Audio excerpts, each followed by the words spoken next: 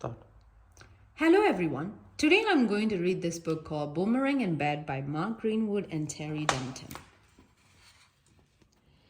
Johnny was watching the settlers play a curious game called cricket.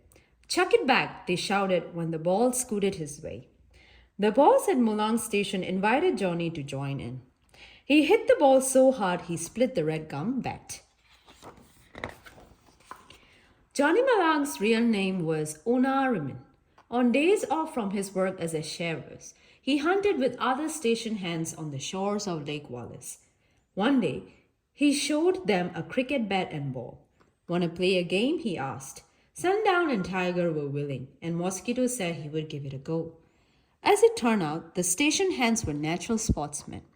Cousins was a fiery barefoot bowler. Bolaki slugged cricket balls over tall trees. After regular practice, they challenged the settlers' teams and won. So looking at this page here, I could unpack the concept of force with the children. So according to the Australian curriculum, this concept is directly linked to the physical science strand under the code ACSS005, which the content description states that there are a variety of factors that can affect the movement of an object.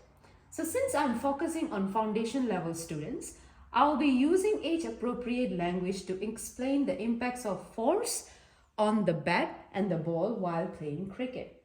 I can also bring in Newton's law of motion, but using everyday language and easy vocabulary to enhance their understanding about the concept. Moving on, their reputation grew. Before long, they were invited to play in the big city. Johnny's batting thrilled the crowd. "Bravo, Malag!" rang out across the Melbourne cricket ground. After the match, Mosquito won the water bucket relay. Dick-a-Dig drew applause, fending off cricket balls with his club and shield.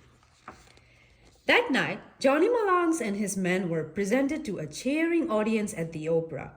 Watching on was an English cricketer. "If I could coach them," thought Charles Lawrence, "I might make a fortune." Backstage, he proposed a tour of England. "I'll match you against the best cricketers in the world," he said. But the Board for the Protection of Aborigines objected to the team leaving the colony. "These men might not survive the voyage," they wrote. "Their lives should not be put in danger." Charles Lawrence refused to give up. He followed the cricketers back to their stations and taught them the finer points of batting and round arm bowling. Thank you for listening. We will continue the rest tomorrow.